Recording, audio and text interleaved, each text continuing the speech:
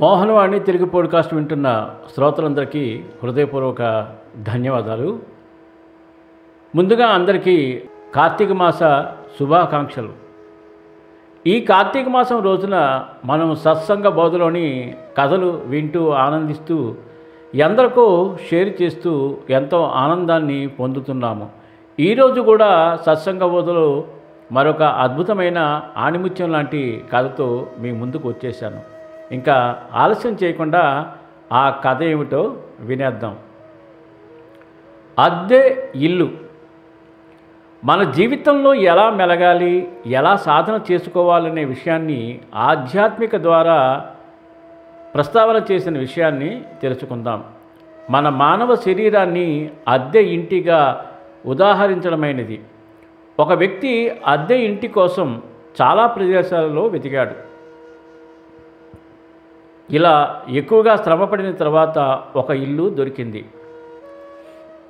ఆ ఇంటి యజమానిని కలిసినప్పుడు అతను, అయ్యా, మేము ఇల్లు అద్దెకివ్వడానికి సుముఖంగా ఉన్నాము, కానీ కొన్ని షరతులు పాటించినట్లయితే మాకు అభ్యంతరం లేదు అన్నాడు.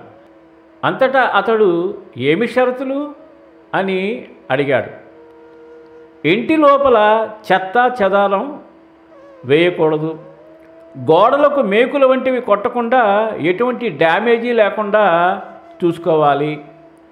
ఇలా ఎన్నో నిబంధనలు పెట్టాడు.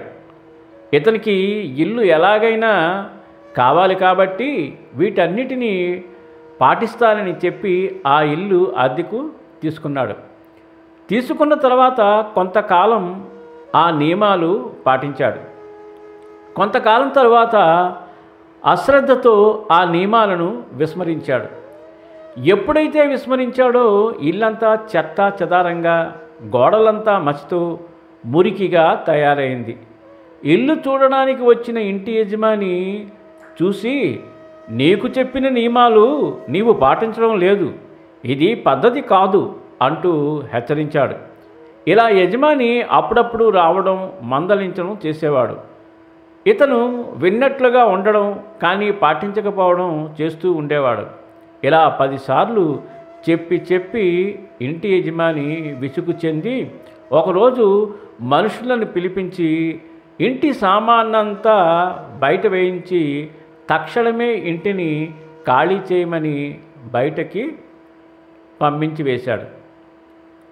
దీనిని ఆధారంగా చేసుకుని పెద్దలు మనకు ఏమి చెప్పారంటే, ఈ యొక్క శరీరం అనేది అద్దె ఇల్లు, పరమాత్ముడు ఇంటి యజమాని, జీవుడనేవాడు ఇంటి కోసం వచ్చిన వ్యక్తిగా పోల్చారు. జీవుడికి మొదటగా ఒక ఆశ్రయం కావాలంటే ఆత్మకు శరీరం కావాలి కాబట్టి వెతుకుతూ ఉంటుంది. ఇంటి యజమాని ఇల్లు ఇచ్చేటప్పుడు శుభ్రంగా ఉంచుకోవాలని షరతులు పెట్టినట్లు పరమాత్ముడు కూడా నేను చెప్పిన నియమాలను సక్రమంగా పాటించాలని కొన్ని నియమాలు పెట్టాడు. ఆ సమయానికి తనకు ఒక శరీరం కావాలి కాబట్టి ఆత్మ కూడా సరేనంటుంది.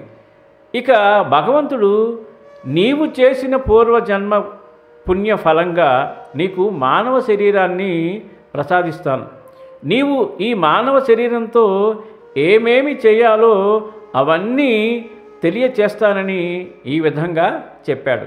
మనసును పరిశుభ్రంగా ఉంచుకో, భగవంతుని చింతనలో ఉంటూ సమాజానికి మేలు చేసే విధంగా మెలుగుతూ కుటుంబాన్ని సక్రమంగా పోషణ చేసుకో, న్యాయంగా సంపాదన చేయి, భార్య పిల్లలతో సక్రమంగా మెలుగు, అనాథలకు దైవ కార్యాలకు కొంత సహాయం చేసి మిగిలినది సక్రమంగా వినియోగించు.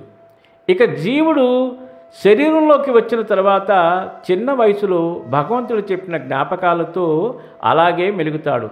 బాల్యం నుండి కౌమారానికి వచ్చినప్పుడు ఇతనిలో కొన్ని మార్పులు కలిగి భగవంతుడు చెప్పిన మాటలను కొద్దిగా మరచి దానిని సక్రమంగా చేయకపోవడం జరుగుతుంది. ఇక యవ్వన దశలో వార్ధక్యంలో ఉన్నప్పుడు డబ్బు, ఆశ, కామం వంటి వ్యామోహంలో పడి ఈ లోకమనే ప్రపంచమనే భ్రమలో పడి పెద్దలు భగవంతుని సేవకులు సత్సంగాలలో ప్రవచనాలలో గుర్తు చేసినప్పటికీ ఆ నిబంధనలు పూర్తిగా మరచిపోతాడు. అంటే మనం నీతిగా న్యాయబద్ధంగా దైవ ప్రేరణతో మంచిగా ఉంటామని మాట ఇచ్చి వచ్చాము.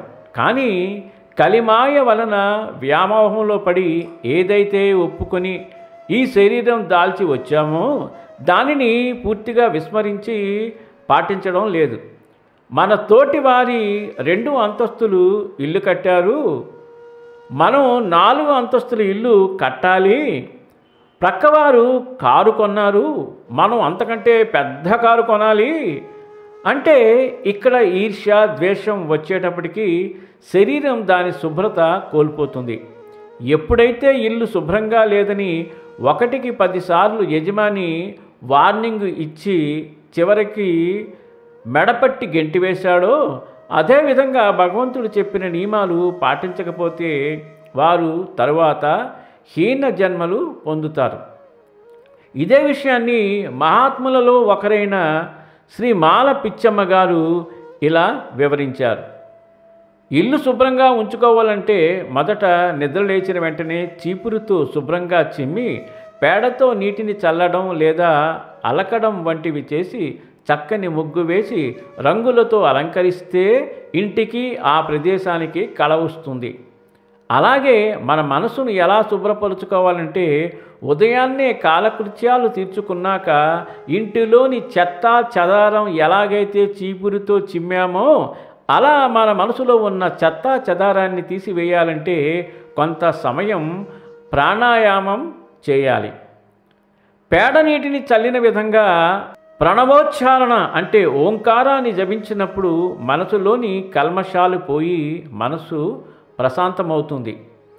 అందమైన ముగ్గు వేసి అలంకరించినట్లు అప్పుడు నీవు రామనామాన్ని జపించినట్లయితే ఆ రాముడు నీలో వచ్చి కొలువై నీవు ఆత్మారాముడివి అవుతావని అమ్మ విశదీకరించారు. మహాత్ములు చెప్పిన ఈ మార్గాన్ని పాటించడం వలన భగవంతుడు మనలను మరలా ఈ శరీరంలోకి పంపేటప్పుడు మన యొక్క పాప పుణ్యాలను ఎంచి ఎవరైతే తాను పెట్టిన నియమాలను పాటించి సక్రమంగా ఉన్నారో వారికి మరింత ఉత్తమమైన జన్మ ప్రసాదిస్తాడు. ఇక ఎవరైతే చెడు కర్మలు చేస్తారో వారికి హీన జన్మలు ప్రసాదిస్తాడు. కాబట్టి మనం మరు జన్మలో ఎటువంటి జన్మ పొందాలో పూర్తిగా మనం చేసే కర్మ మీద ఆధారపడి ఉంది. కాబట్టి వీటన్నిటినీ పాటించి ఉత్తమోత్తమైన జన్మలను పొంది ఒకానొక జన్మలో భగవంతుడు మనల్ని తనలో ఐక్యం చేసుకోవడానికి ఎదురు చూసే స్థాయికి చేరుకుందాం. అద్భుతమైన కథలో చెప్పినట్లు అందరం కూడా నిక్కల్మషంగా మన మనసులో ఉండే చెత్త చెదారాన్ని శుభ్రంగా కడిగేసి దేవుని మీద ధ్యానంతో దేవుణ్ణి ధ్యానిస్తూ జన్మను లేదా ఆ భగవంతునిలో ఐక్యమయ్యే దిశగా అందరూ ప్రయత్నిద్దాం. సర్వేజన సుఖినో భవంతు, లోకా సమస్త సుఖినో భవంతు. ధన్యవాదాలు. స్వస్తి. ఏమండోయ్, ఇప్పటివరకు మన ఛానల్కి సబ్స్క్రైబ్ చేసుకోకపోతే ఈ క్షణమే వెంటనే సబ్స్క్రైబ్ చేసుకుని ఆ పక్క నుండి బెల్ బటన్ని మ్రోగించండి. అప్పుడు నేను చేసే అప్డేట్స్ అన్నీ మీ ముందు ప్రత్యక్షమవుతాయి.